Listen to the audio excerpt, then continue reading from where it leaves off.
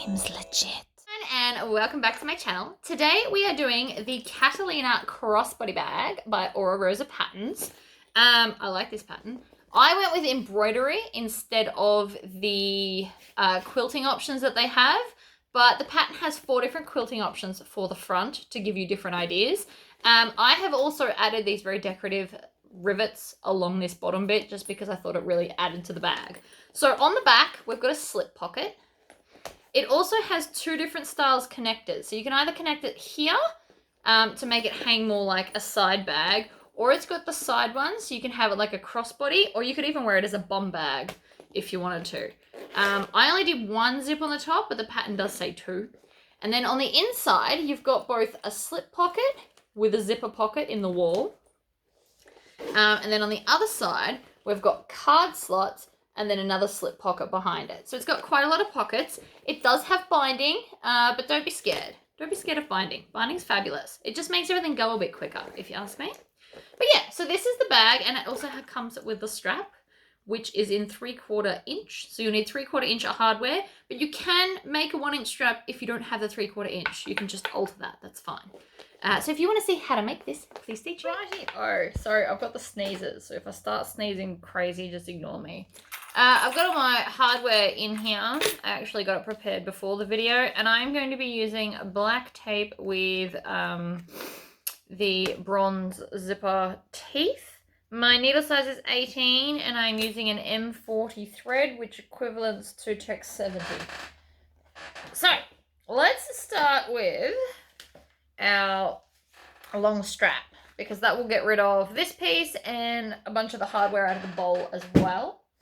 So with my 1/2 inch double-sided tape, I'm just going to stick a piece all the way down the center. And you'll notice that I'm patting it and not kind of rubbing my finger, because I don't want it to stretch the vinyl at all. So by patting it instead of stroking it, it's preventing me from making it stretched. So I'm just going to pull it off part of the way. I have learnt not to pull it off all the way because it misbehaves a little bit. So now we're going to bring it in to the center. That wasn't quite the center. So the best way to do center is squish it both together and then put it down. Now I am going to leave the tiniest of gaps between this. When I say tiny, like proper tiny. So when I fold this over, it's not going to be crazy thick on this folded edge. So we just want like a really skinny little gap. It's like, I don't know, 1/16. It's not even an 1/8. You just want a really skinny little gap. It's just going to help it fold over in a minute, but without it being so big that it changes dramatically the size of the strap. Because then that's going to go over like that.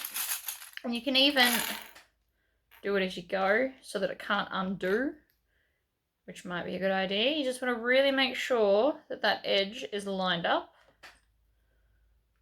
So I'm going to do it so that it can't come undone.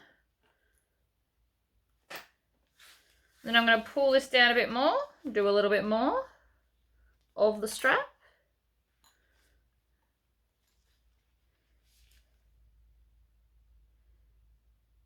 Gap.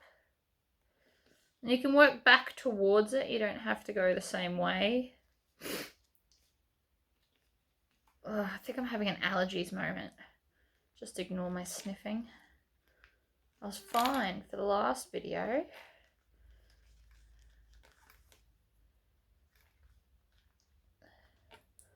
So this is a little sneaky pre-recorded one for the release. So we're a little bit early with it. Ow! That hurt. I just whacked my hand on the zipper jig that I have here. It hurt probably a lot more than it should have, but anyway. So we're just squishing it down so it's got a really small gap, and then we're going to fold it over and clip it together. Now the other option would be is you could run another piece of double-sided tape. But I don't like to use too much tape because it can eventually gum up the needle if you've got layers upon layers. But by leaving that tiny little gap, it's just giving me enough to fold over without having any dramas. I'm going to start at this end. No particular reason, I just feel like it. You don't have to go one end to the other. You can kind of meet somewhere in the middle if you want, or you can just start here. I can just start here and then work my way outwards. There's no rule that says you have to go from one end to the other. At all. You just do whatever makes you comfortable. And then we're going to fold it over and clip it down. You use as many clips as is necessary, and I think I've put those ones on backwards to the other side. You just want to line it up so it's lovely and in line.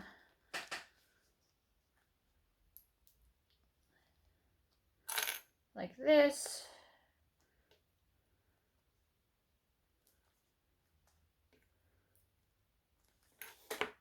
Last little section. So again, you can start in the middle and work your way out if you want to, or you can just pick up where you left off. That also works. Alright, nice small gap. And more clips. You really want to make sure it's lined up. That is kind of the whole point of the clips. Don't just clip it willy-nilly. We want to make sure that those edges are in fact lining up lovely and smoothly. And you will notice by leaving that tiny little gap, it will fold nicer than if I was to put it all the way in. It's more pliable to what I want it to do. And I like that. You don't want to leave a big gap though, because then you're going to change the size of your strap.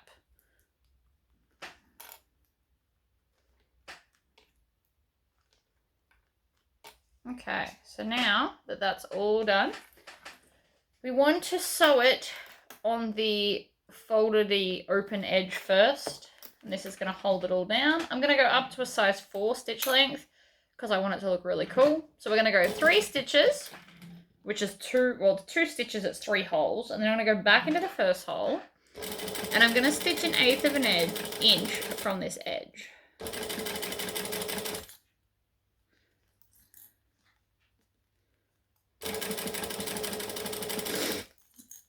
And we're just going to move along, and I'm going to clean up the clips as I go.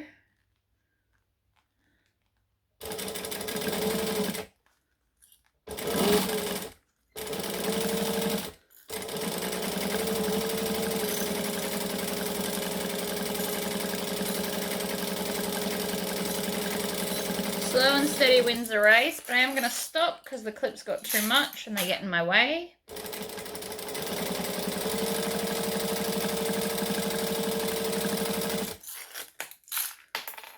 I don't like to have mess while I'm sewing.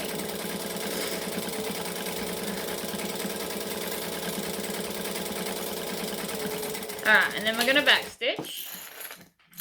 Now, if you've got twisty vinyl, what you need to do is you need to chop it here, come back up the top, and start from the top and work your way down. I'm not sure if this is twisty or not. I genuinely can't remember. But on the off chance that it is, 3 holes, 2 stitches back through the first hole, and off we go. Now this side should go much smoother because there's no clips in your way. I'm just guiding it through with my hand.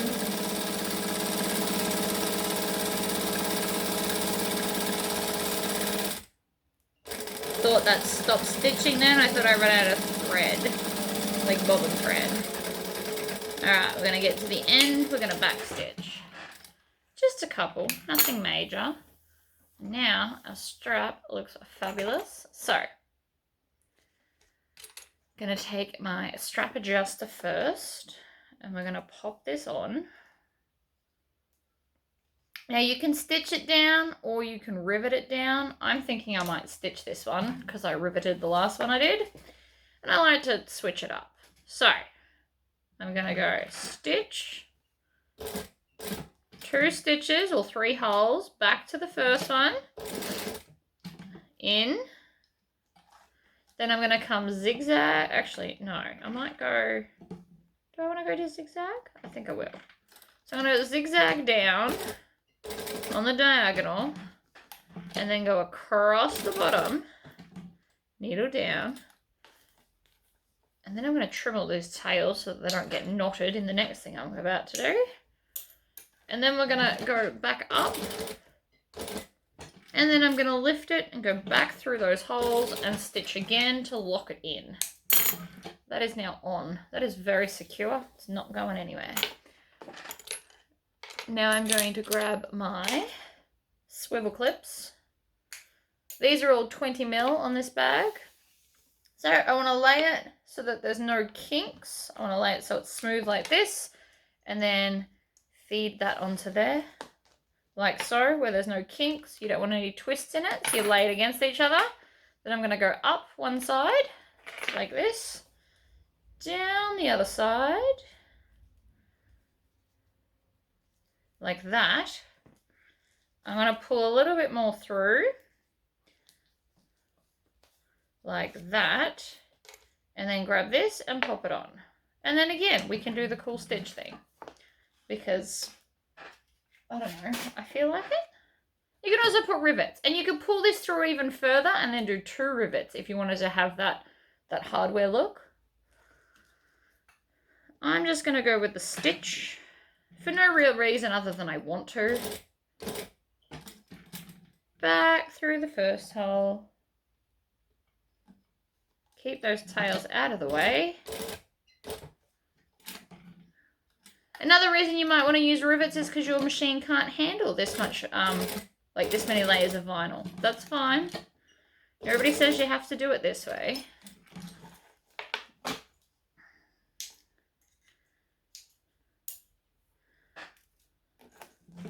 If I was going to do rivets though, I'd probably do 2 here because it'd look really cool. Right, 1 strap done. So we can pop that aside. I'm going to put it back in the top. And then we're going to move on to, let's do the gussety piece because it's kind of similar. I've got them all, actually, let's do the zipper piece because I've grabbed it. So this is our zipper gusset pieces. So you should have 2 lining and 2 exterior. We're going to need some zipper tape. Feels like an obvious sentence, but I'm still going to say it. And then I'm just going to, first of all, singe that end. Where's my lighter gone? Oh. Right. Get the lighter, singe the end like that. Then I'm going to line this up. Bring back Scully. Clip it down. I'm just going along one of the edges. Now my fabric's non-directional, so I don't have to worry about that, which is awesome. But if your fabric's directional, you may want to think about which way you're putting your lining to your exterior. And then I'm just going to chop the zipper tape so that it is the correct size, and then grab my exterior, right sides down, and put it on. Now this is not the sturdiest vinyl, but it's not so thin that I felt the need to interface it. If you get really thin vinyl, you can just put some medium woven or anything really. I would probably put Hefty, which is my Vilene 1050F, and other equivalents, I believe a Palin SF101, I think. Alright, so I'm going to stitch. Now this takes binding, so because of that reason, what we're going to do is we're going to pull both edges back so that they touch each other and clip it together so that they line up. You can iron this if you have an iron, but you'll have to iron it from the lining side, otherwise you're going to melt your vinyl. It won't be a fun day for you.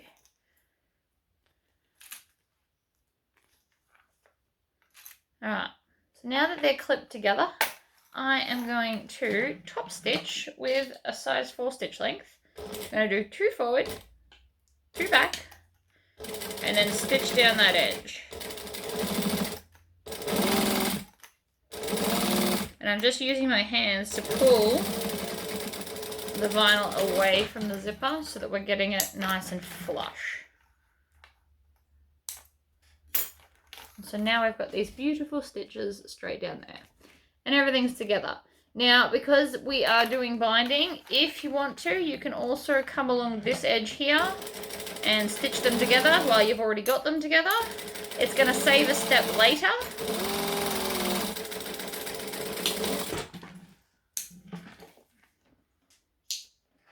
Right, next side. So again, we're going to line up that edge. You can do all 3 layers at once if you want to. I am not super skilled at this. It's not really my friend. I tend to do 2 at a time and then add in the 3rd one because it works better for me personally. But, you know, each to your own. I can do it this way. It's just more fiddly. That's all.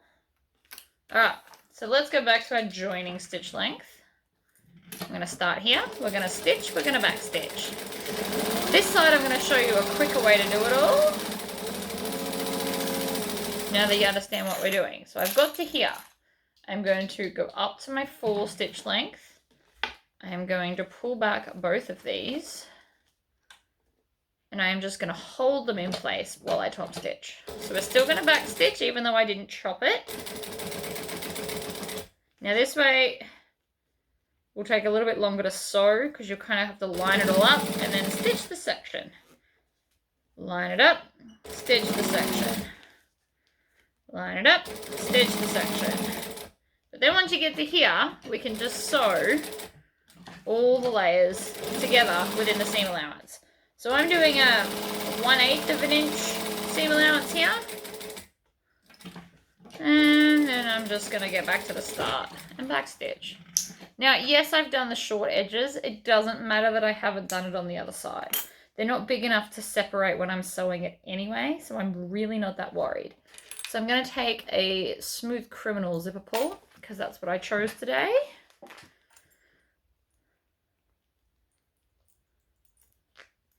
The hardest part for me is choosing what zipper pulls I want to do with it.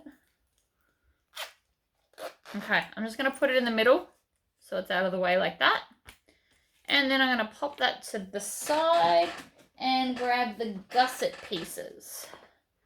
Because basically I can build the whole gusset and then go on to the innards and outer parts. So, first thing we've got is this here. Now this is an optional thing, but allows you to clip it from the side and then have it as a crossbody, whereas the other 2 D-rings are for the back and you can hang it more like a shoulder bag. So this is just giving more options.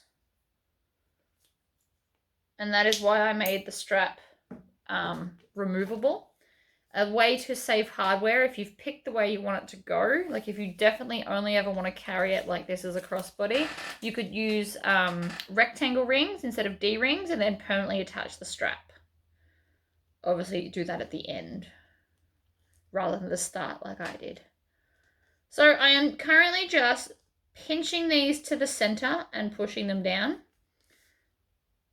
This time we want them to touch though. You don't need a gap in it like we did last time.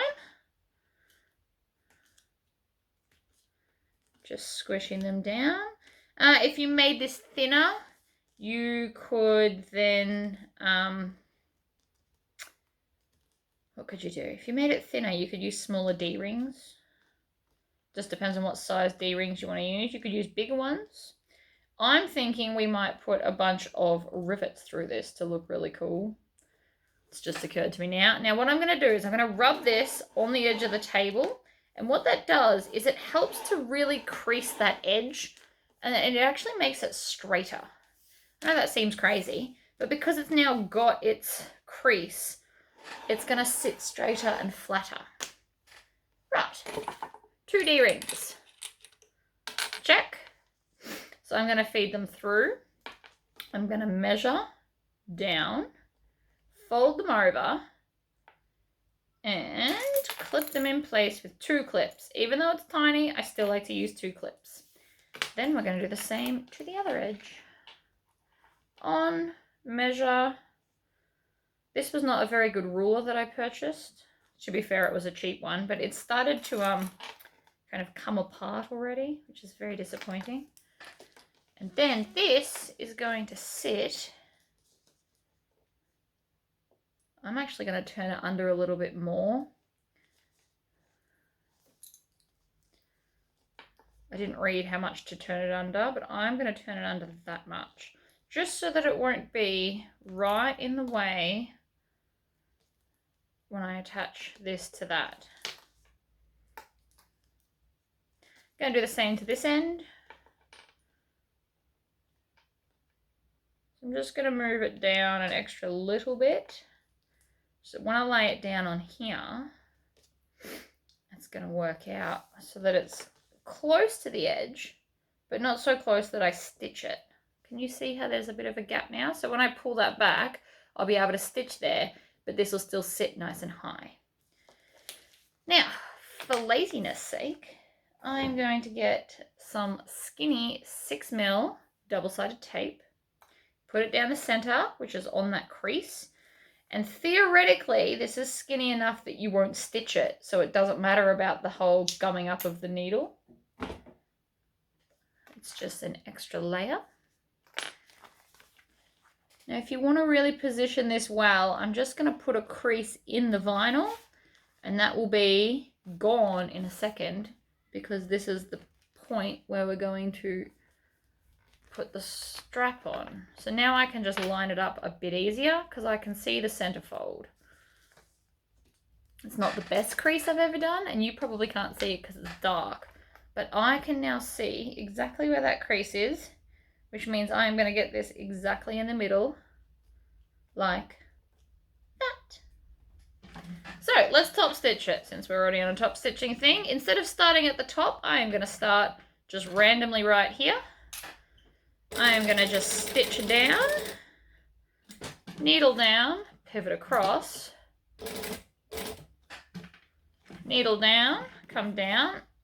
Now I'm also going to pull this through and tie it off, and then you're not going to see the start and finish point of this. You don't have to do it, you can backstitch. If you do your backstitch well, you can go through the same holes and it's barely noticeable anyway. But apparently I really like tying these off today because I did it in the previous video I recorded earlier as well. It's fine. I'm in different moods to do different things on different days. You don't have to do things the same way all the time. Right, so we're going to stitch.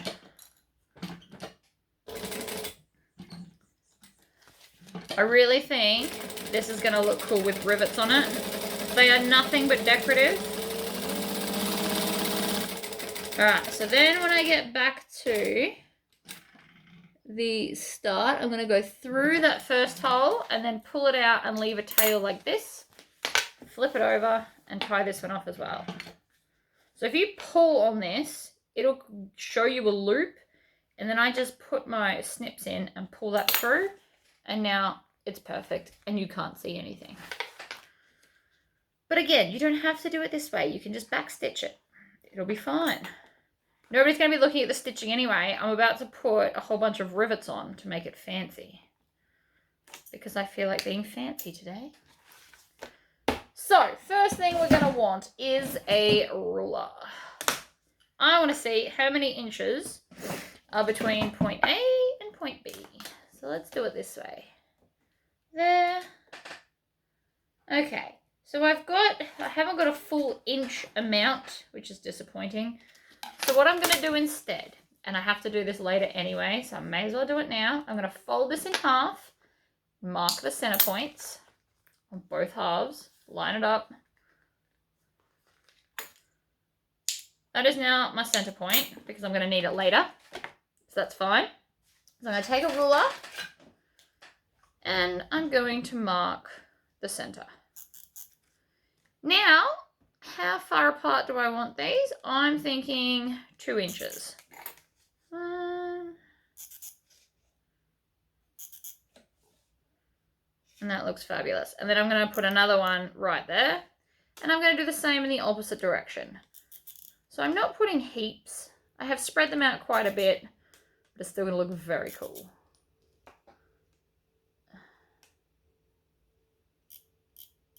Right. So they are now the marks in chalk for all the rivets I plan on doing. Let's grab our hole punch and start punching holes. Now again, this is totally optional and just because I feel like being extra today. Of which there is nothing wrong with that. Besides, the last bag I had a tassel, so I could do a tassel on this actually.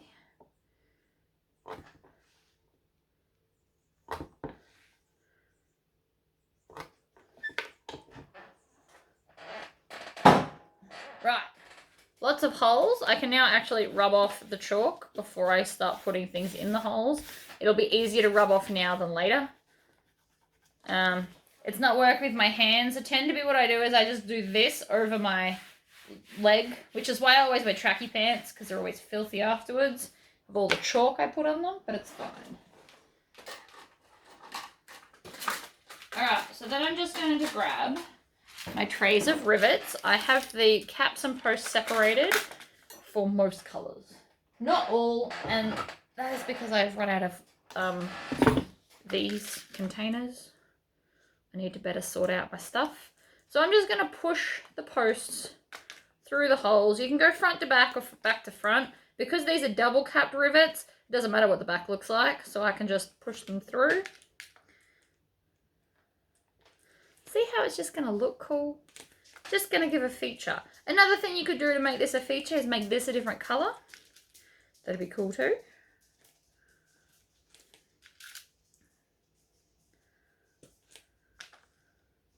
I don't know. Make it up as you go along. You'll be fine. Right, so now that all the posts are in, I can flip it over and start attaching caps. Generally speaking, they will click. So you push them until they click. It means they're not going to just fall off on you. You can hear them.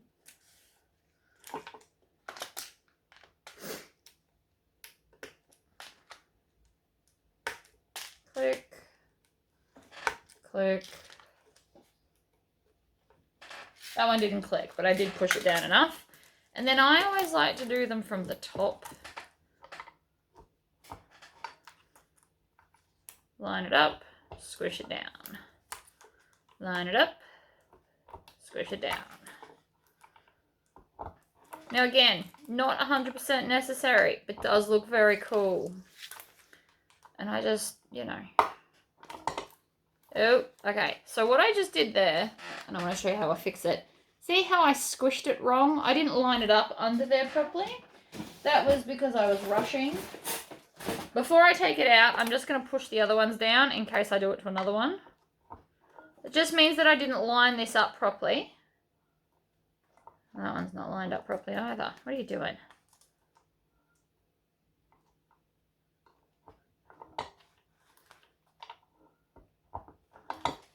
Right, so it's just that one that I stuffed up. That's okay. Somewhere here, I have side cutters. And what I'm going to do, actually, I could probably just pull that off. Side cutters or pliers will also work.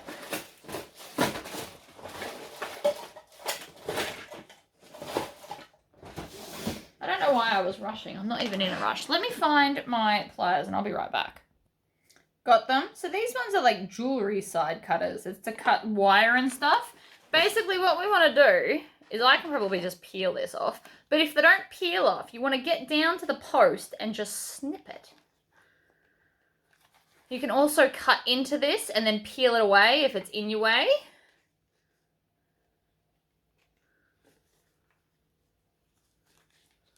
Sometimes it works, sometimes it's a bit stubborn. Nothing will defeat me though, and I will not leave the weird looking rivet on. So I'm currently just folding all the sides up so that I can get to the post part. And then we just go in and snip. Oh, come on now. So now that bit, oh no, I didn't take all of it off. I only took half of it off. These are not very good snips. Oh, there it goes. Shooting out randomly. And then you just pull the back off. So side cuttery snips are the best. You can get them from any hardware store. Those ones are jewelry making ones. And then we're just going to do that again, except we're going to line it up properly this time. And now it's lovely. I'm actually glad I made that mistake. Then I could show you. All right. That looks fabulous. So that's going to be like the bottom of the bag. So even the bottom gusset bit's going to be fancy. So now I'm going to take my zipper part that we already made, and I'm going to put vinyl sides together, and I'm going to make sure that the D-ring is down and out of my way. I'm going to line these up. I'm going to clip them. And then I'm going to grab the lining piece and put right sides together for the lining and add it into my clips. Like so. And we're going to do the same to the other end so that I can potentially chain sew them. Doesn't matter if you do lining or exterior first. Whatever makes you happy. Just make sure that this is flicked down so that you can get your seam allowance that you need. Because without your seam allowance, you're going to have a hard time. Right, so now it looks like this. I can put those back over there. Right, under we go. It doesn't matter which one you've got on top, but we do need to go back to a joining stitch length and not your decorative one that you were on. So we're going to stitch. My thread came out. Awesome. So I'm not going to go back to the start because you can actually start inwards and then just start with a back stitch instead of going forward first. So let's try that again. I'm going to go backwards first to get to the end and then stitch across. And then back stitch. Now if you can, bring this over so that you can chain stitch in the other end. If this is a bit too tricky for you, that's okay. You don't have to do it. It's just, I like chain stitching. Makes me feel like I get more accomplished. Trim off those tails, chop them apart. And then what I'm going to do is I'm going to flick it like this. That should all be one piece. And then I'm going to just top stitch right on the edge to join them into being one piece. Because again, this is going to be easier later. Alright, so I'm just holding them together. You don't have to try too hard. They should be the same size. And then while I'm here, I go up to a decorative stitch length and I can actually top stitch all the way across here. And then that's got a nice little detail there. And then we top stitch the other half. And we're just going completely around that gusset piece. Because what this is doing is it's turning it into one layer instead of two. And I just ran out of bobbin thread. I did hear it. So that's kind of good. And I prepared another one because I knew this was going to happen. I might still need a third yet. I'm not sure.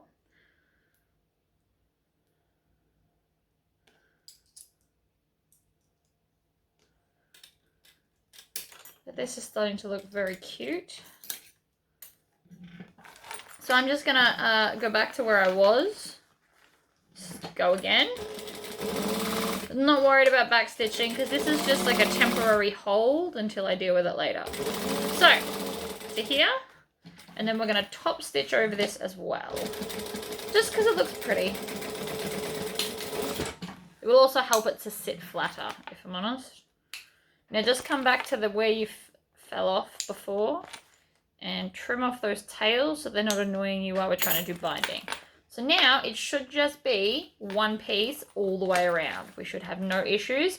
I only put one zip because it wasn't a huge zipper space, but I'm pretty sure the pattern does actually have two. I just figured one would also look cool. All right, we're going to pop that aside because that one is done. Let's move on to our back piece. So the front piece has the logo. So let's go to the back piece. And the back piece, I'm pretty sure those two. Pretty sure. Yeah, so this is the back piece. So you should have one lining, which is smaller than the exterior. So what I'm going to do is I'm going to put them right sides together and we're going to stitch them. On a joining stitch length, not the decorative one that you're on. Ugh. Don't start. So I'm stitching, I am back stitching, I am trimming off my tails. Then I'm going to grab this edge, bring it over here, do the same thing.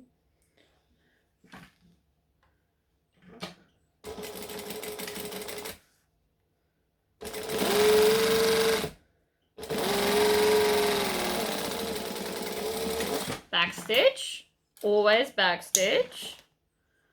Unless you're basting, you don't absolutely have to do that, but most of the time I do. So then we're going to turn this out. So I'm literally just going to shove it all in. Now, depending on how soft and supple your vinyl or cork or whatever is, will be dependent on how difficult that would have been for you. And then, I'm pretty sure this is what we're doing. I should have read the instructions. But I assume that we are creasing it so that there is an even amount on both ends so that you won't see this when we stitch it down. Not that we're stitching it yet, but that way we'll have a nice top stitch line there.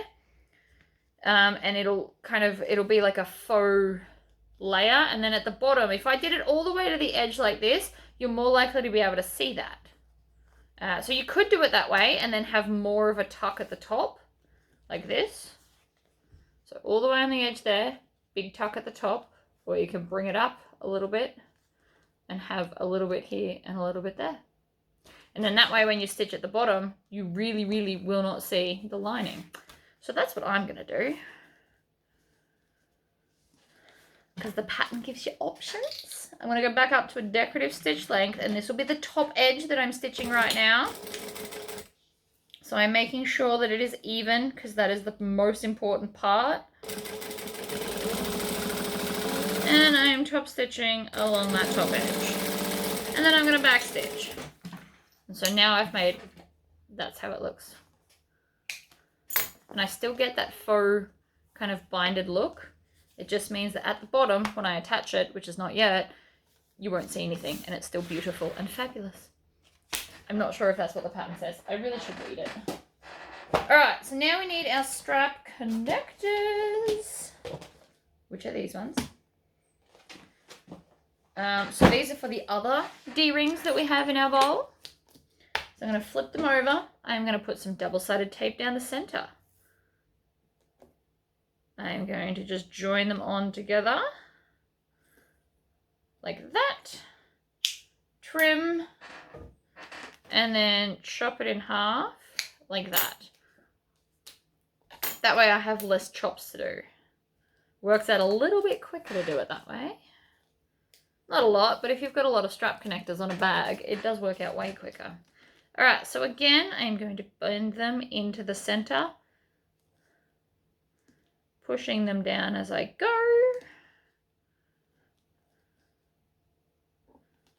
Like that. I'm going to rub it on the edge of the table because now I know it's going to stay and I can do the second one. And the reason I'm not rubbing it on this curve is because it's curvy and not like a right angle. So it's not going to have the same effect as rubbing on the bottom half than it is the top. It's not wrecking the vinyl because there's no splinters and stuff and chunks missing out of my edge. It just works better. All right.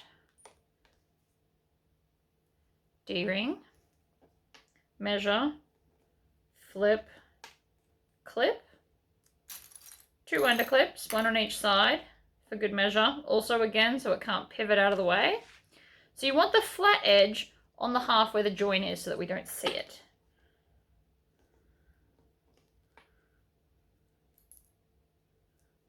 Okay. Voila. So now these go under here. I will have to get the measurements from the pattern. So give me 1 sec so that we know exactly where to put them. All right, it says to use 2 rulers. So I'm going to get 2 rulers. And then we want to move that. We want to go, no wait, I want to go that way, and then I want to use this one on this side. So from the bottom,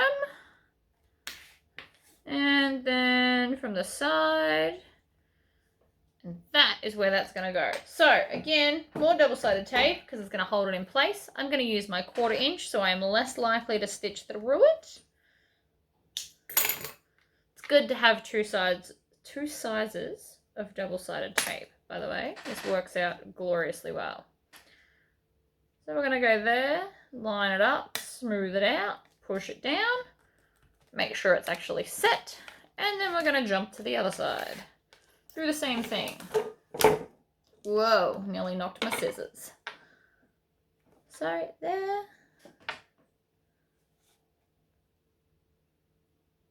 There. And there. Like that. More double-sided tape. This stuff is fabulous. I don't know what I ever did before I knew about using double-sided tape. I can guess, and it wasn't good. Alright, in the corner, line it up. Oops. You know what I did, don't you? I put that on the wrong way. Oops-a-daisy.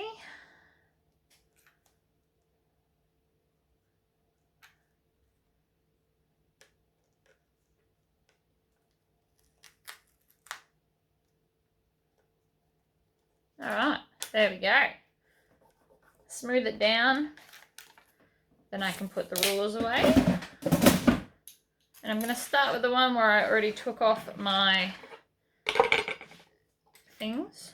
So I'm going to start here. I am still going to backstitch because I want to lock these in. I'm going to go up. I'm going to pivot. I'm going to go across. I'm going to move Scully so I don't knock them.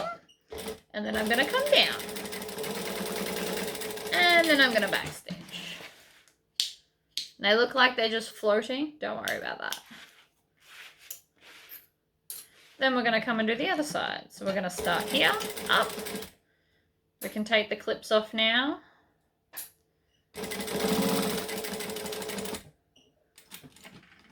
Across.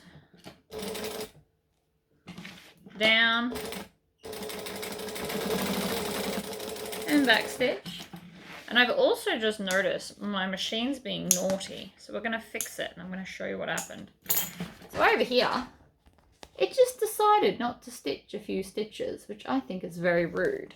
So to fix it, we're not going to unpick the whole lot. That would be silly. But I'm going to start along the top.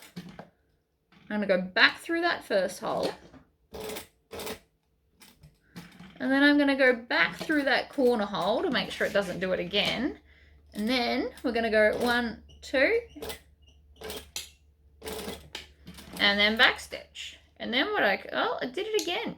It literally did it again. So I'm just going to cut off all of them because they are now annoying me. So we are 1 stitch out. See that? Not cool. But instead of going down, clearly it doesn't like going down. So I'm going to start probably 3 stitches back. I'm going to go 1 and then go back through that first hole and then stitch up towards the hardware because it's clearly the hardware that's giving me grief. And now it's fine. And then we just have to cut off all the tails we've created. So sometimes when you go down away from hardware, it doesn't like that step down and it won't stitch properly. So the solution is go up towards it instead. But now we have no missing stitches, so that's nice. All right, since I'm on a rampage with rivets, we're going to put one here. It's going to help stabilize this because the bag will be carried or potentially carried by this, depending on how you want to use your bag. So again with the rivets, I need 2 of those. I need 2 of those. If these were visible, you could again do them all the way down so that it matched the bottom of the bag. That would be cool. But we're going to have a pocket over this, so you won't see them. So it's a waste of hardware. Right. Flip it over from the front. Squish. And squish. Done. Love it. So now that that's on, we're going to grab this and a ruler again. I keep all my rulers in a drawer now. So we're going to line it up. What I want to do is I want to bring this over and I want to make that a crease. So even though I don't have double-sided tape, I am still rubbing it to get a crease because it's going to sit easier. And then we're just going to line it up there, like that. And I'm going to clip it along the sides because I can't clip it along the bottom. Like that. And then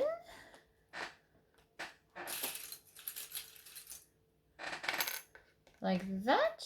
And then I'm only going to stitch that bottom edge for a second.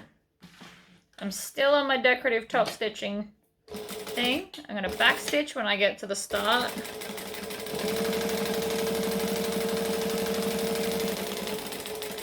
And then I'm going to back stitch and count it off. Trim off those tails. And then I'm going to flip it over and then stitch that curve. And I'm going to stitch right on the edge. But I'm stitching it so that I make sure that the stitches are actually going to take. If I did it from the other side, I might miss. So it's easy to do it this side. Stitch, back stitch, down, do the curve, back stitch at that end to lock it in. And then now I can take my scissors and trim off all the extra. Like that. And then same with this edge. And then that way it won't move later on. But isn't that cute? And then these just kind of stick out the top. You could do something fancy here if you wanted to. I probably should have thought of that. I could have done some quilting here, or you could do another embroidery or something. If you wanted to as well, you could put a snap tab or something to keep that closed, although I think it looks fine the way it is. But these are just options. If you want it so that it's not going to open, you could put a press stud.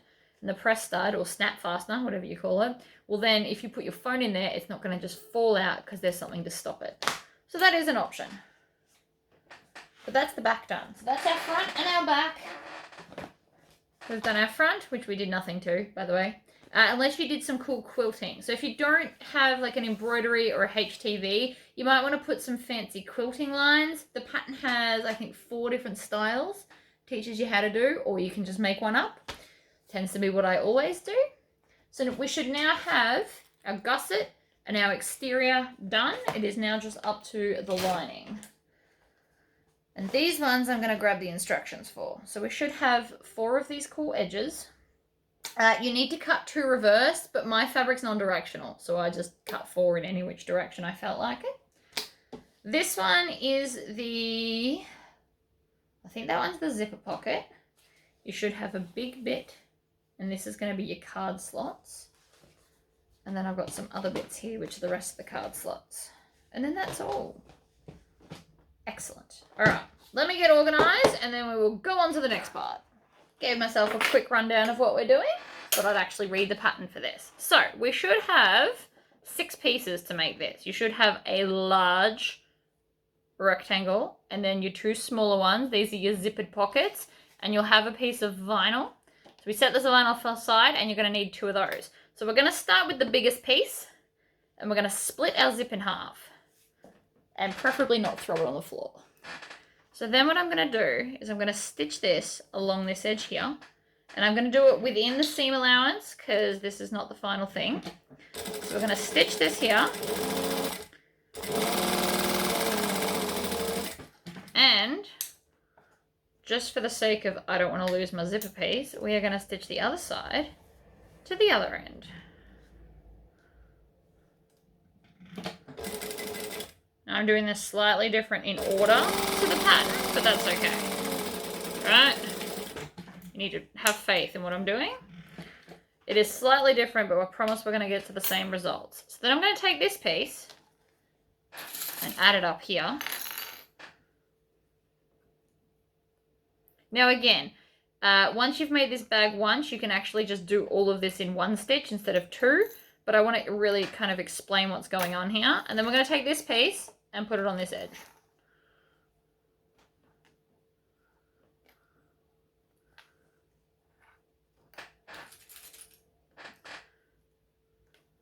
And I could have worked one whole edge at a time, but clearly that's not what I'm doing.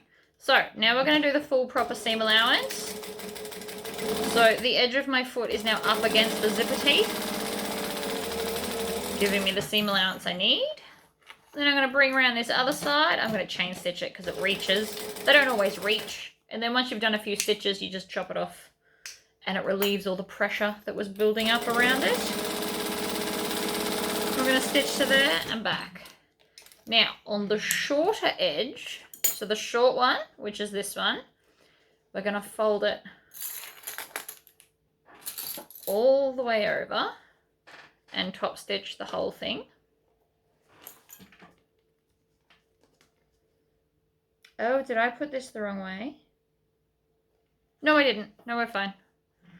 For a second there, I thought my zipper was the wrong way, but it's because I'm not holding it the right way. There we go. That makes more sense. Right, so shorter edge, we're going to top stitch. Then a back stitch.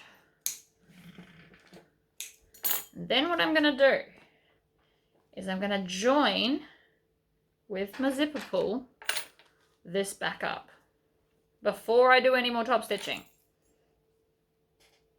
Methods to my madness, I promise. So I want to join this back up. So what I'm going to do is I'm going to zip this zipper all the way off. And that way it will be closed the whole way, and then I will have to come and open the end and do it again. Right? All the way off. So now it's joined, which is what we wanted. Then I'm going to crack her open and then just put it somewhere roughly in the middle. You don't have to do this bit yet, but I do think it'll be easier to do it now, so that's why I'm doing it now. Unless I keep pulling it off the end, which clearly is something I'm doing.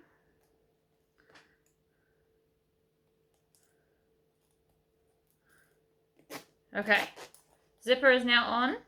So now what I want to do is I want to take this edge and the big edge and line them up. And I'm going to clip them together. You could also baste them together. I'm just going to clip it because it's not going to be fighting me all that much, right? Then I'm going to make the inner pocket sit down flat like this. And then that is now where I top stitch because I want this piece to be flat and it all has to be even. And this is the best way to get there. So make sure that your pocket piece is sitting flat. You can iron it if you want to. And then I am going to top stitch all of this along that edge there, because we want to make sure everything is even. You can go up to a decorative top stitch length if you'd like. And back stitch always. It's looking fabulous. So now we're going to take our vinyl bit and line this up along the edge, and I'm going to clip it. We're going to clip it in place, and we're going to clip it on all edges. So along here as well.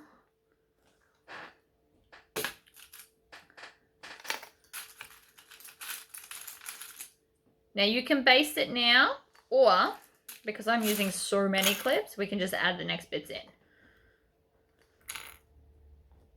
Okay, so that's So now you're going to have a slip pocket behind your zipper pocket. Then we need to take 2 of our endy bits. Very professional term, I know. And then I'm just going to add them into the clips on the side. Like this. So you could have basted it, but I've saved us some thread by instead doing a lot of clipping.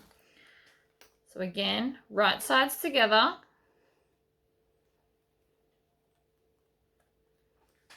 I'm going to use extra clips for this and another extra one up the top. So now I'm going to stitch down. So what I can actually do, if I want to be really clever, I'm going to start with it upside down and I'm going to stitch, back stitch on a joining stitch length, stitch down. You're going to think I'm crazy, right? But watch this, because now I can flip it, pull it back and top stitch it, and this will all be now in one smooth move. Then I can come to the bottom.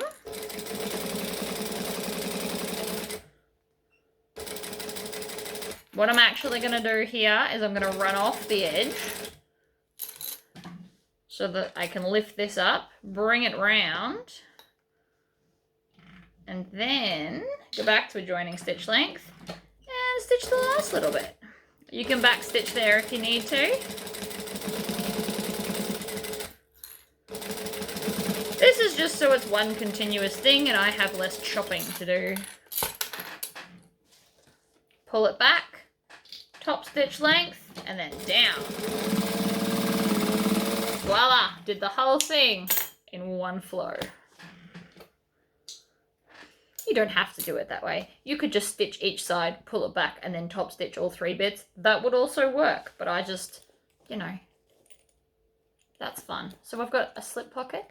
We've got a zipper pocket, which you can now, actually I'm going to leave it in the middle. I don't want it anywhere near the edge so I don't accidentally stitch it. So, I can now take, I'm going to take my back piece and I'm going to baste these together so it becomes one bit. Because I like it when it's one bit, it's much easier to work with. And then we just have the other pockets and we're done. So this was our zipper pocket. The other side is going to be card slots, which is also fabulous. So you want to put, I'm putting lots of clips on this to line it up. We want it lined up. It's important. And the reason I'm putting the zipper pocket on this particular piece is so from the front, when I open the top zip, this zip will go in the same direction. So if you're wondering why I picked that, that's why. But you can do it the other way if you would prefer. And you can have this pocket on the front edge. It doesn't really matter.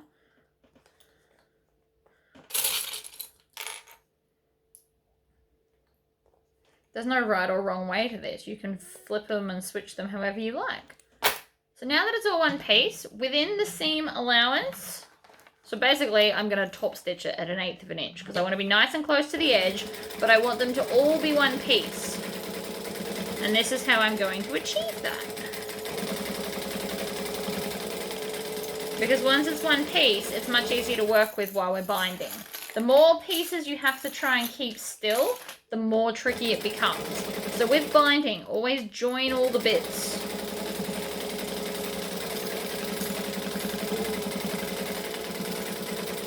And backstitch, just to lock it in. So now we've got, see how it's one piece? Everything is lovely, it's easy to maneuver. So we've only got one more bit to go. So we're going to need the rest of the stuff, pretty much is how that goes. So this is our card slots. And then this is going to be our back piece to our card slots. And then these will be the side bits like we just did. So there's a lot of ruling going on here.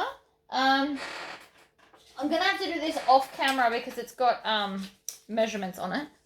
But basically you measure the first bit and then you go big one, small one, big one, small one. And this is how you can like rule it. So if you put these in laminate and make them thicker, you can just line it up and then a little one and then a big one and then a little one. But I'm going to do it off camera because of all the numbers. I don't like to show numbers on patterns that aren't my own.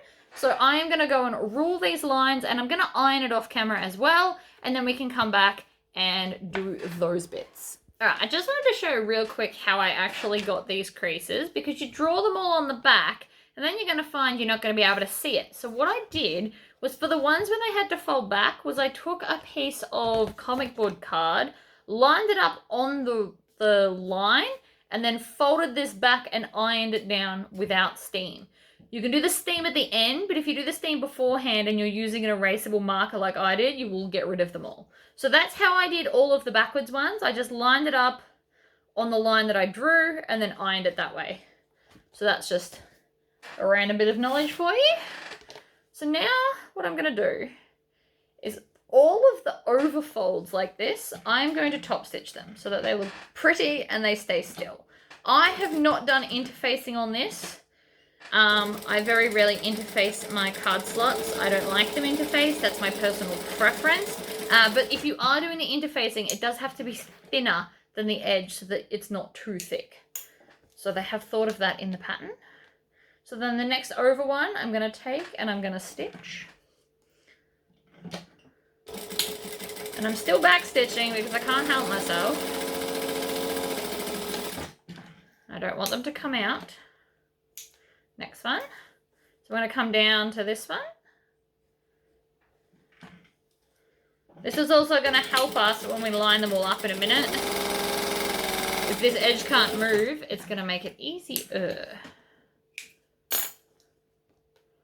Next one. You also wouldn't need to interface if you have used a waterproof canvas, which also would have worked here, but then I wouldn't have had any of this nice print on this side. So that's why I didn't do that. Last one.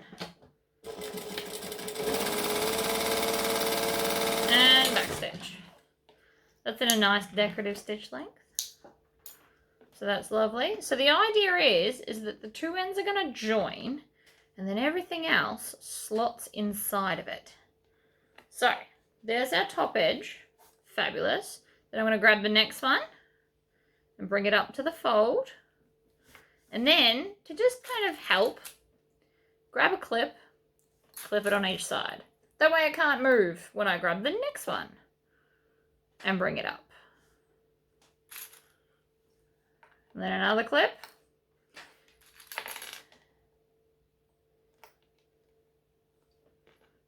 Like that. And then we're going to grab the next one.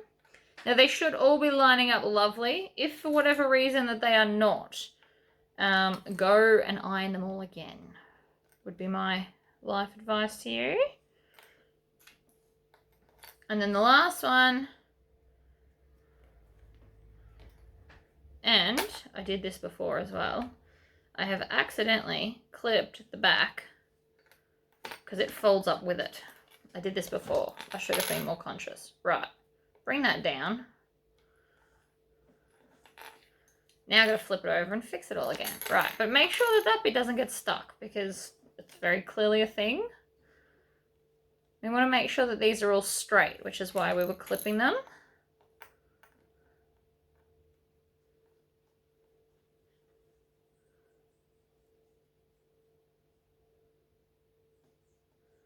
Like that, and like that.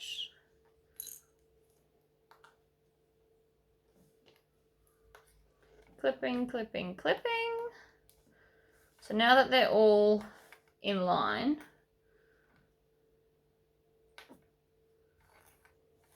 you want to double check that they are. I feel like this one needs to come down a smidge, and so does that one.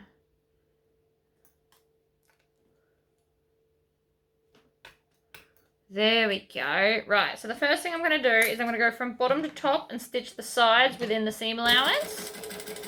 That is going to mean that I won't need the clips. And if you go bottom to top, you're heading upstairs, not downstairs. And you're less likely to get issues of these things moving. We're going downstairs, yeah. So we're starting on the top one and then going down, so nothing's going to flip and move out of our way.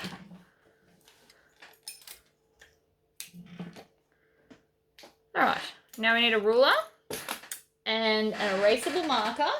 I am using friction pens that I get from the supermarket because that is convenient to where I live. So we're going to draw a line down the center. Maybe my pen won't work. That's also a very real possibility. So now, again, I'm going to start at the bottom and go up.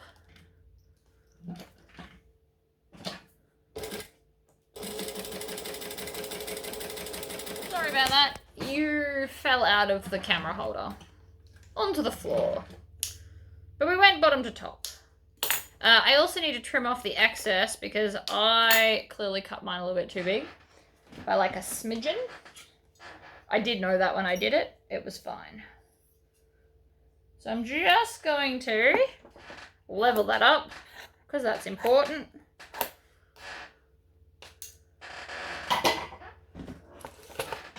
And then we're going to take our other vinyl bit and lay this on top like so. And then we're going to do the same thing we did before. Start with the bottom edge. You can't see because the clip's in the way. I have dropped my bowl one too many times, but it's kind of worked in my favor because now it's like a way to get into the bowl. So I'm not mad about it. It's fine.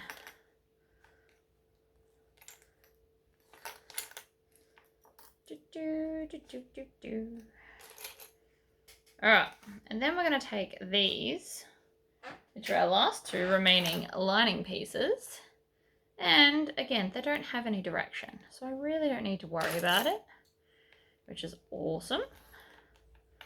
So now that I did that fancy one before, I'm going to show you the normal way to do this if you don't want to have to think about continuous lines of stuff.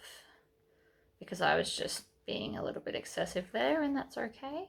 It's who I am. You guys should know that by now. Right, so I'm going to flip it over this side so I can see better.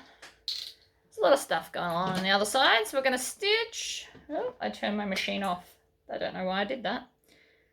Stitch. Nope. There we go. It just has to wake up for me. So we're going to stitch. We're going to back stitch. We're going to cut it off. We're going to flip it over. We're going to do the other side. Stitch, back stitch. That will be a little bit thick, and again, that's why I didn't interface it. I don't want things too thick. And then, up to a 4 stitch length, I'm going to fold these back. We're going to go across. We're going to go along the bottom. And then we're going to go up. Like that. And that is now our other lining piece. So now we want to grab our exterior, and you want to have the top and the top together like this. And then I'm going to go around and clip them all together. So my exterior design, let's just talk about that while I do this. My exterior design was done in a 5x7 hoop. However, you can't do it that full size. Oh, what's going on here?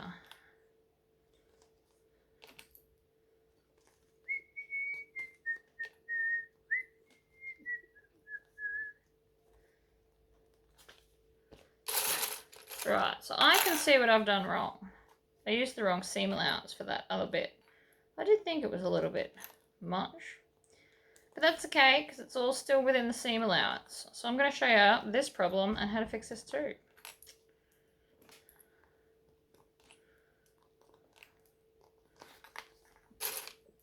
It's not a big deal for what's just happened. So what has happened is, when I sewed on these bits here, I used a little bit too much of a seam allowance. So now I'm going to have that. However, that still falls within the seam allowance of the bag when I attach it, so I can essentially just ignore it. So I'm going to stitch this together because it's still within the seam allowance. So it actually doesn't matter that I did the wrong seam allowance for these parts when I attached it, because the bag is still going to turn out exactly the same. And I'm going to show that to you by not fixing it. I could have unpicked these and redone them with a lesser seam allowance to make them go all the way to the edge. However, it doesn't matter. And I'm going to show you that. But make sure that the top of this and the top of that are the same way. If yours has direction, if you did the quilting lines, they tend to be fairly symmetrical, both top and bottom, so it won't matter. Right, first thing I'm going to do, crack open the zip, because this will be easier to do when it's flexible. Now I need to find the center. I already found the center of the bottom, because we had to do that to put in the rivets. If you have not yet done that, please do that now. Then I'm going to find, actually this might be better done up for a second. I now need to find the top. So I'm just going to line that seam up and add a clip at the top. Then top and bottom seams, you can put clips here if it's going to make it easier to see. Clip and clip. So if we join the clip to the clip like this, that furthest out point is now our side center. And we're going to do the same to the other end. Like so.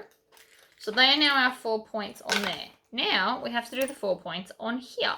So whichever way it's going to bend easiest for you, do that. Bottom, center, top, center. Fold it over, center,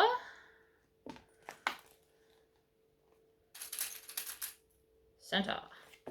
And then we're going to do the same to this. So I already know there's the center for this one. I already did it on the exterior, so I'm good. And then we just need to do it for this way. Center and center. Ta-da! All right. Now I'm going to open the zip again because this more flexible makes it easier. So we want to put our binding on the inside of the bag. And I want to think about which way this is going to close. So if this is closing, here's the front. So I'm going to take the front piece and attach it here, like that. Because that one has to be the front. 1, 2, 3, 4, and 5. It's always 5 for whatever reason. So I'm going to flick this like that. And then I'm going to do the bottom center. So 1, 2, 3, 4, and 5. Again, I find 5 the most reliable. So we're going to come to the side and do the same thing. Except you might not get 5 on the side. Just depends. I actually could probably do that whole corner, to be honest. Look at that. Whole corner done. Then I'll do this corner. And you do want the clips to face the gusset. I did them wrong at the start. These things happen. I'm not too worried. I can always come and flip them like that. Then we're going to come and match the other side. Side to side.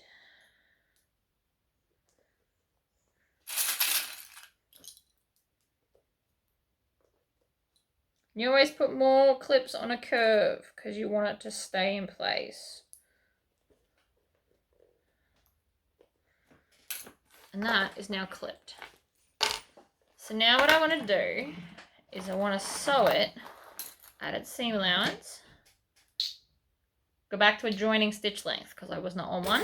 We're going to stitch and back stitch. I always like to start kind of in the center and always on a straight. So if the straight's not in the center, then that's obviously not where I'm going to start. But generally speaking, I start on a straight. And we're going to do the full seam allowance all the way around.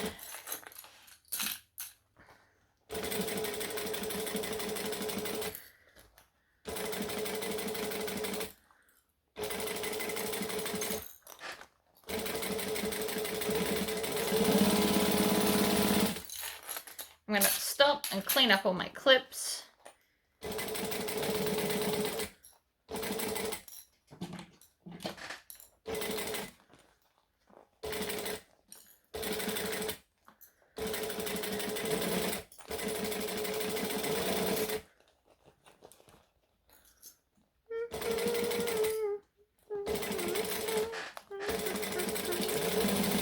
Alright, now that I'm back to the start, I'm going to backstitch.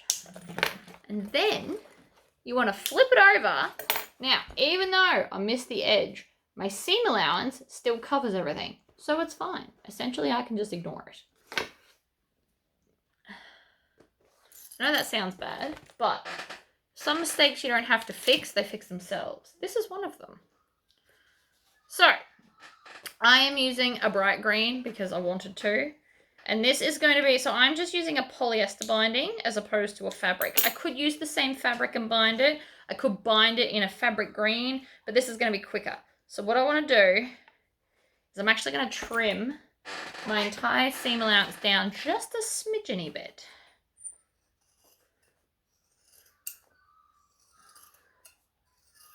And by a smidgeny bit, I mean like, I don't know, 1/8 of an inch, just a smidgen.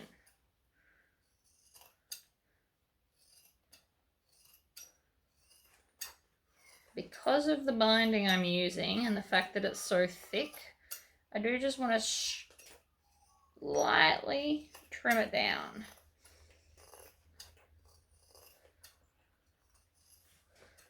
It's not by much. And I can see where I started, so I can get back there without a drama. But some of this is quite thick, so my binding wasn't going to completely go over it. So I've taken off like 1/8 of an inch, just a little bit. Then I can just slot this on in half and clip it down. And I'm going to do this the whole way around the bag. I'm going to use lots of clips because I want the binding to stay exactly where I put it. So if you're finding that your binding doesn't go over it properly, just trim down a little bit of your excess to make sure that the binding fits. I mean, alternatively, you can go and make thicker binding, but I feel like my way is quicker. And it won't hurt the bag. And then with everything I've done, even though I've missed, see how we're not going to see any of that? I actually just cut off the excess anyway. So all the edges line up now.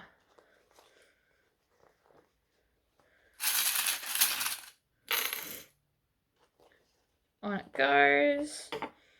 I love a bit of binding. Again, I'm making sure that everything is facing the gusset.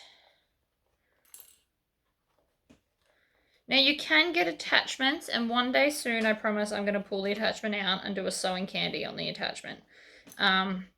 It'll be the day that I'm actually using fabric binding because it double folds it for you. It does everything for you. The problem with it is it does take a while to line up. So it was really, really handy when I made like, 8 aprons a day because most of it was just add binding. Whereas now it takes, 20 minutes to set up and line up and get it on because you've got to unscrew everything and change the plates.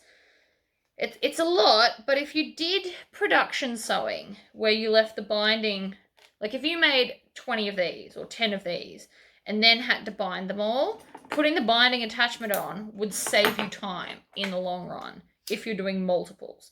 It's when you're just doing a single one that it's not really time good. I don't know what I'm trying to say there. It's time poor is what it is. I don't know what the opposite of time poor is. Time good is all my brain had. All right. So I have now clipped the binding on. You can see it will miss nowhere. I can also see from the outside that I have missed nowhere, and that is mainly due to the fact that I joined all the pieces beforehand. So I wasn't worried about an edge missing somewhere because I already pre-joined it all. So now all I have to do is sew the binding up. Easy peasy lemon squeezy. Stitch forward, stitch back. Now I run my finger, I don't know if you can see this, along the edge right next to my foot to make sure that once I take a clip off, the binding doesn't come away from the fabric. because that is not what we want. You can also use a sewing awl if you don't want to get your fingers this close, because I definitely understand the need to not sew your finger. I've never done it, touch wood, and I never want to. I've nearly done it a lot, especially when I first got this machine, because I went from a domestic to this, and when I got this, it was a rotary motor, so it didn't have the option to slow things down, and I nearly got my fingers several times. It was a very close call. Like, I felt it on my finger, but it just didn't get all the way through.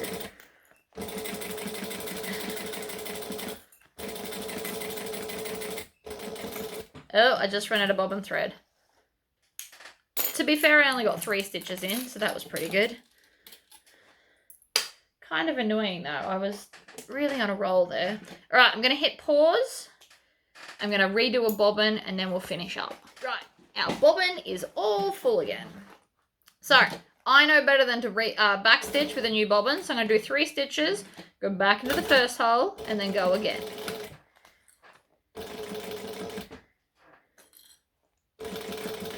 And that still sounds like it's being weird. Does that sound weird to anybody else? Yeah, see, it wasn't doing anything. I knew it sounded weird. The more you're at your machine, the more you can hear when something's off. It was weirdly quiet. It actually stitched nothing. It just made a bit of a knot and a mess and then stopped. Lucky me. So I'm going to put on my clips back on is the first thing I'm going to do. Then I'll go see what the problem is.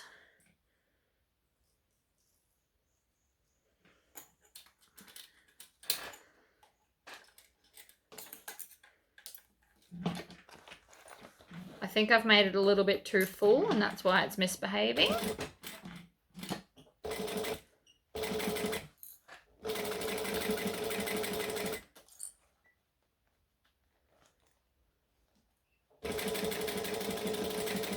And backstitch when we're back to the start. That one worked. Yay!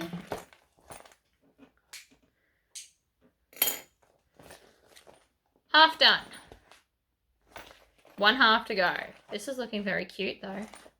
And I like the fact that I did a bold, different colour for the binding. Kind of helps it to stand out a bit. Right. Open her up, because now we're going to deal with the other edge. So the second side is always more difficult because you're now fighting the whole rest of the bag. It's not impossible to do, but this is always, it doesn't matter which side you pick as the second side. The second side is always trickier. So just remember that. And maybe pick the bulkiest side to do first. That's not necessarily what I did. But it is a thought that you should consider. Especially if you're changing up the pockets on the inside and stuff. Think about it. And then go from there. So I have done the top and the bottom straight edges. Now I'm going to work my way around this edge. So this corner bit right here is going to be a bit bulky. So just something to think about if you've done all vinyl on the inside. I could have done, instead of all the vinyl inside parts here, I could have chosen a solid print or a different fabric to make it an accent but still be a lining instead of a vinyl. So that's an option that you have.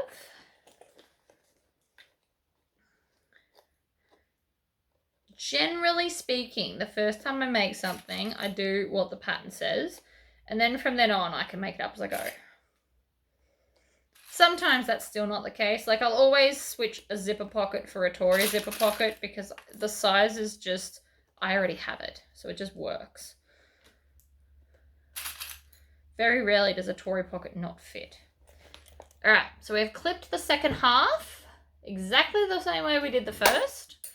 And again, I want gusset up, which means the whole bag up, essentially. And then I want to start on a straight edge, and I'm going to bring it under, and I'm going to stitch, and I'm going to back stitch, and then off I go.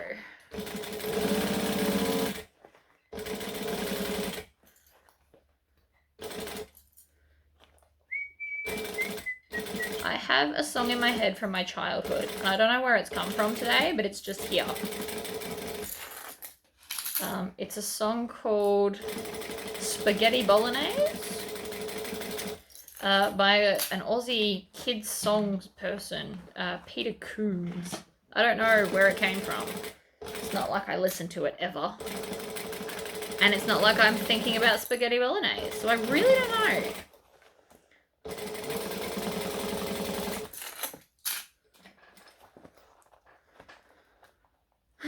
Anyway.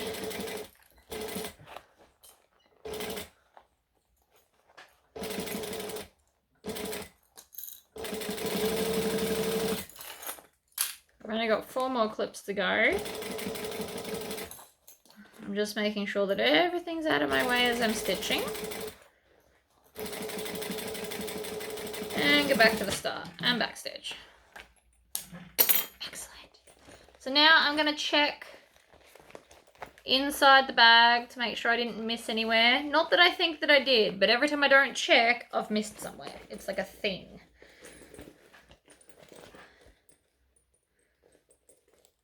Alright, I have missed a little bit here. I've gone off track a smidgen. So I just need to come back on track.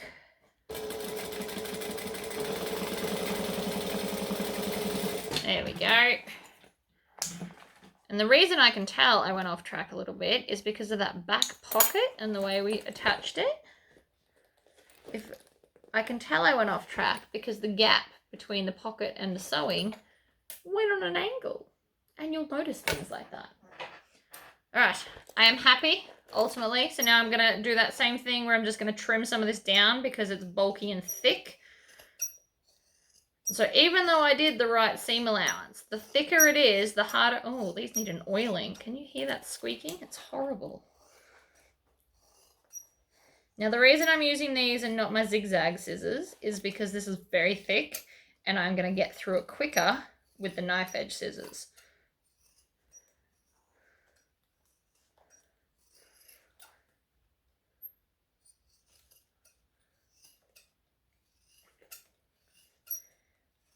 I just want to take off I'm doing this in my lap because it's easier, but I'm not even making it perfect. I'm just hacking off some of that bulk to make it easier.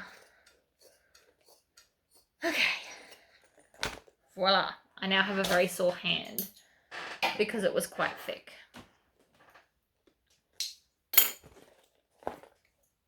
Trim off any weird tails you can see. There's another one there.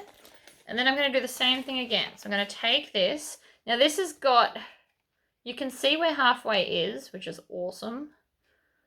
Because it's got these like cool lines in it. So you can tell where halfway is. So I'm just, again, I'm going to slot it onto the bag and clip it down. I'll try and not do it in my lap for you. The lap is definitely the comfiest place to do it though. Not going to lie. So along we go.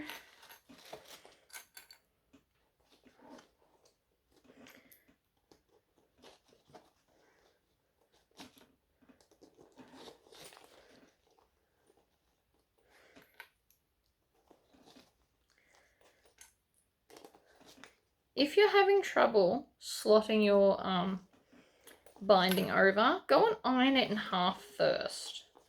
As crazy as that sounds, it will then just slot exactly halfway. Doesn't matter if it's the polyester one or like a cotton one. Even when I do my binding with the waterproof canvas, I will still iron it in half so I can just slot it straight onto the edge and then there's no fuss. It's a much quicker way of doing things. Lots of clips. Allow it to sit properly.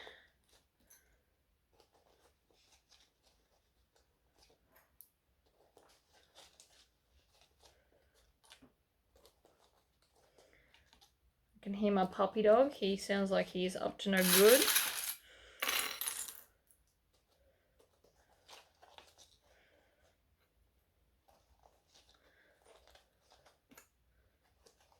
And then chop it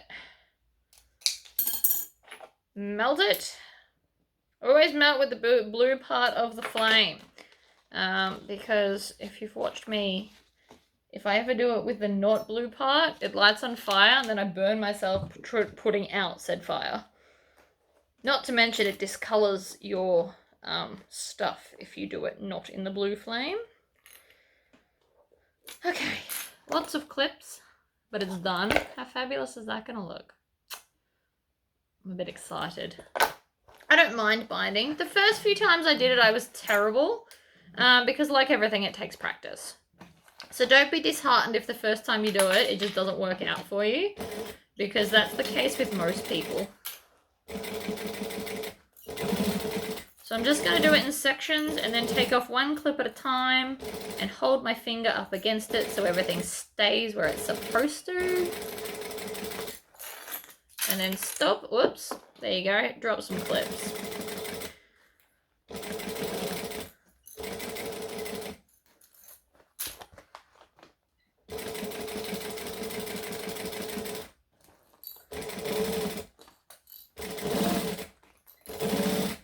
So this is actually stitching on just before the main stitches we just did.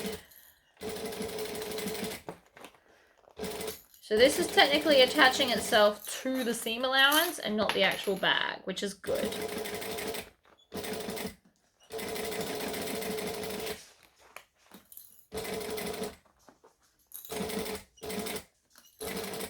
Here comes the dog now.